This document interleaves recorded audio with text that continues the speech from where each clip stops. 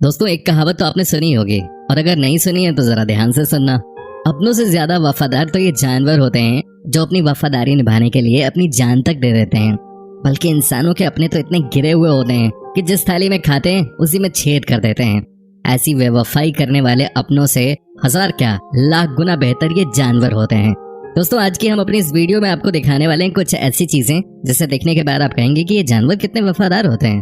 तो चलिए शुरू करते हैं आज का ये नया एपिसोड।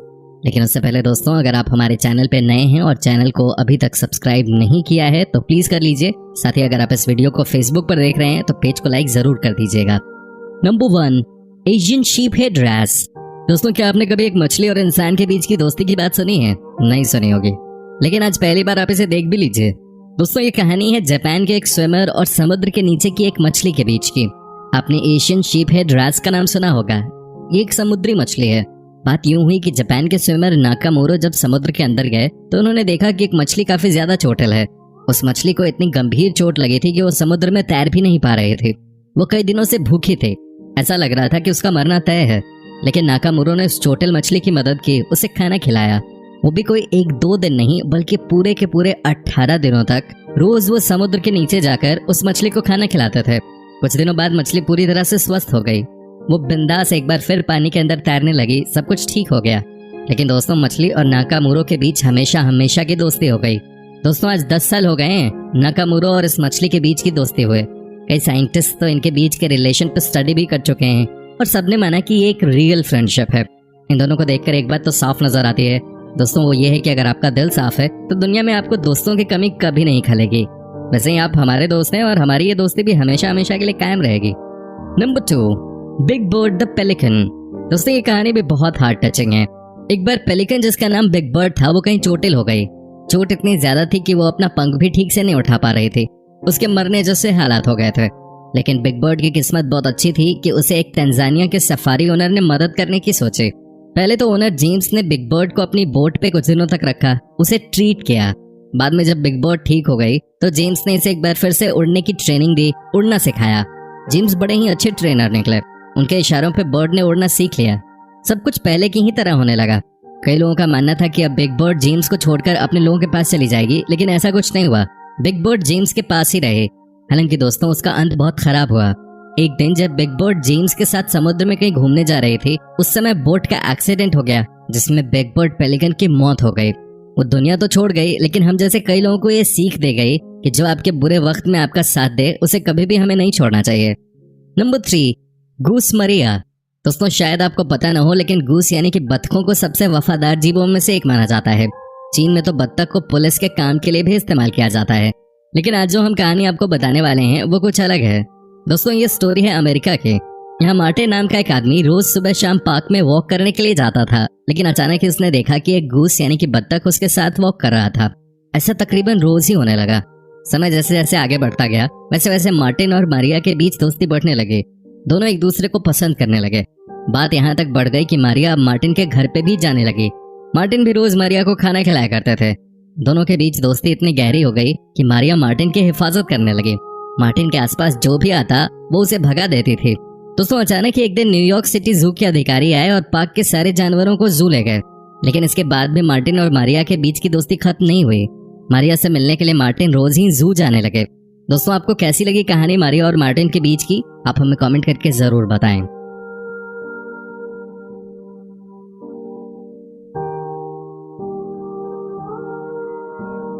Number 4, loyal crow. दोस्तों, क्या आप में से कभी किसी ने कोई कौवा पाला है क्या? नहीं ना। लेकिन ये है जर्मनी की रिंचे, जिनकी दोस्ती है इस कौवे के साथ सालों से। जी, सुनने में हो सकता है बड़ा अजीब लगे, लेकिन बात कुछ ऐसी ही है। रिंचे एक बार पार्क में वॉक कर रही थी। उन्होंने देखा कि एक कौवा का बच्चा जमीन पे पड़ा हुआ है। ना तो वो चल सकता है, नहीं वो उड़ सकता है। वो बहुत ही छोटा था। रिंचे उसे अपने घर लेके आ गई। कई लोगों ने उन्हें मना किया कि आप कौवे के बच्चे को अपने घर में मत लेके आओ, लेकिन रिंचे ने किसी की नहीं सुनी। वो उस कौवे को अपने घर लेके आई, उसकी सेवा की, उसे ठीक किया, उसे उड़ना सिखाया। अब सबको लगा कि कौवा रिंचे के घर से चला जाएगा, लेकिन ऐसा कुछ नहीं हुआ। कौवा रिंचे के साथ ही रहता था। वो उनके साथ शॉपिंग करने जाता था। रिंचे की गाड़ी में वो मस्ती करता था, आइसक्रीम खाता था। इतना ही नहीं दोस्तों, रिंचे के पास जो एक कुत्ता था वो कौवा उस कुत्ते के साथ भी खूब खेलता था। दोनों के बीच बहुत अच्छी दोस्ती थी।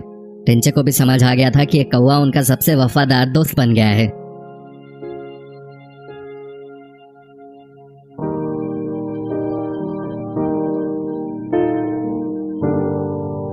नंबर 5, जेसिका की कहानी।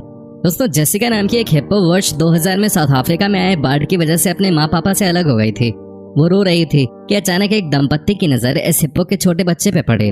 दंपत्ति ने डिसाइड किया कि वो हिप्पो के बच्चे को अपने घर लेके जाएंगे। उन्होंने जेसिका को अपने घर में शरण दी, उसे पाला पोसा और बड़ा किया।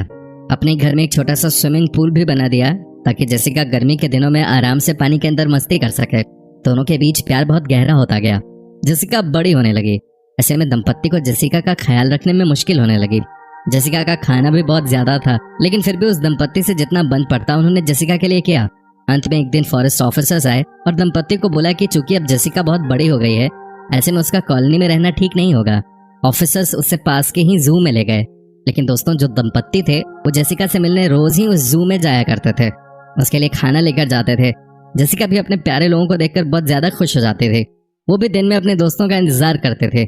इस दंपत्ति ने तो इस बात को प्रूव कर दिया कि चाहे कुछ भी हो जाए, लेकिन अगर आपके दिल में तमन्ना है किसी को प्यार करने की, तो आपको भी पलट के प्यार ही मिलेगा।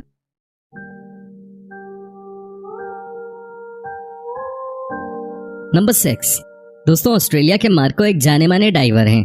ये समुद्र के अंदर कई बार जा चुके हैं। वहाँ के जानवरों के बारे में ये रिसर्च करते हैं। लेकिन ये तब बहुत ज्यादा पॉपुलर हो गए जब इन्होंने एक शार्क से दोस्ती कर ली। जी हाँ, शार्क, जिसका नाम सुनते ही हमारे और आपके पसीने छूट जाते हैं, उससे इन्होंने दोस्ती कर ली। दोस्तों, बात तब की है जब मार्को एक बार समुद्र के अंदर गए और इन्होंने नोटिस किया कि एक शार्क इनके साथ खेल रही है, इन्हें अपनी तरफ बुला रही है। लेकिन ये एक दिन की ही बात नहीं थी। मार्को रोज जाते थे समुद्र में और रोज ही ऐसी घटना होते थे। फिर मार्को ने भी मन बना लिया कि क्यों ना शार्क के साथ दोस्ती ही कर ली जाए। दोनों के बीच अच्छी दोस्ती हो गई। दोनों एक दूसरे को देखकर खुश होते थे। दोनों के बीच में प्यार बहुत बढ़ गया। मार्को भी रोज ही शार्क के लिए कुछ खाना लेकर जाते थे। ये शार्क कुछ अलग किस्म के थे, क्योंकि मार्को के अनुसार जनरली शार्क इतनी दोस्ती वाले नेचर के नहीं होते हैं। मार्को ने हालांकि एक इंटरव्यू में बताया कि शार्क जब भी आपको देखे उससे दूरी बनाए रखना ही उचित होता है, क्योंकि ये बहुत ही अटैकिंग मूड की मछली होती है। और आप तो ये बात जानते ही होंगे कि शार्क अगर एक बार हमला कर दे तो बचना लगभग इम्पॉसिबल है। दोस्तों, आपको कैसी लगी ये स्टोरी, आप हमें कमेंट करके बता सकते हैं।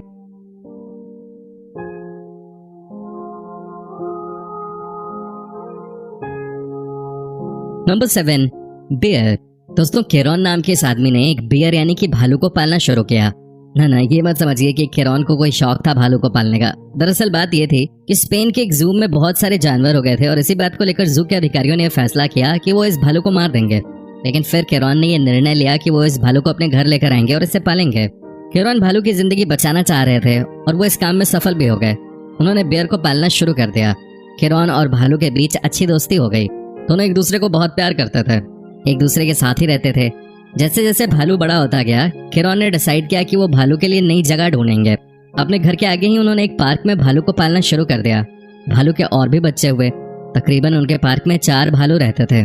केरॉन और भालुओं के बीच इतनी दोस्ती हो गई कि जब केरॉन ने शादी की तो उनकी बारात में भालू भी गए थे। ये जरा तस्वीर भी देख लीजिए। लेकिन दोस्तों, केरॉन का भी ये कहना है कि आप इस तरह के जंगली जीवों को नहीं पालें तो अच्छा रहता है, क्योंकि ये भालू आपके ऊपर कब हमला कर दें इसका अंदाजा लगा पाना मुश्किल है। हालांकि ये जानकर आप चौंक जाएंगे कि केरॉन के 90% दोस्त भालू ही थे। सिर्फ 10% दोस्त उनके इंसान थे। और आज तक टचवुड केरॉन के ऊपर किसी भालू ने कभी कोई हमला नहीं किया। दोस्तों, प्लीज आप हमें कमेंट करके बताएं आपको ये कहानी कैसी लगी और ज्यादा से ज्यादा इस वीडियो पे लाइक करें।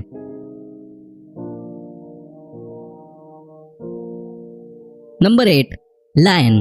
दोस्तों, क्या आप यकीन कर सकते हैं कि कोई लायन यानी कि शेर का भी दोस्त हो सकता है? जी हाँ दोस्तों, ऐसा हो चुका है।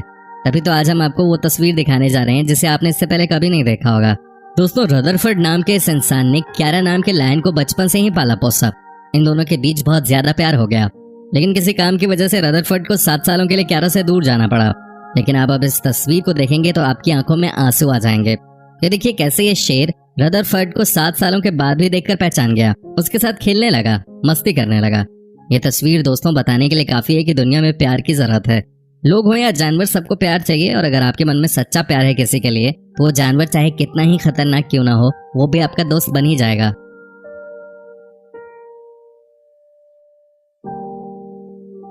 दोस्तों, आपको इनमें से कौन सी स्टोरी सबसे ज्यादा अच्छी लगी, आप हमें कमेंट करके बता सकते हैं। हमें आपके कमेंट्स का इंतजार रहता है। साथ ही दोस्तों, अगर आप हमारे चैनल पे नए हैं और चैनल को सब्सक्राइब नहीं किया है तो प्लीज कर दीजिएगा। साथ ही आप इस वीडियो को अगर फेसबुक पे देख रहे हैं तो पेज को लाइक जरूर कर दीजिएगा।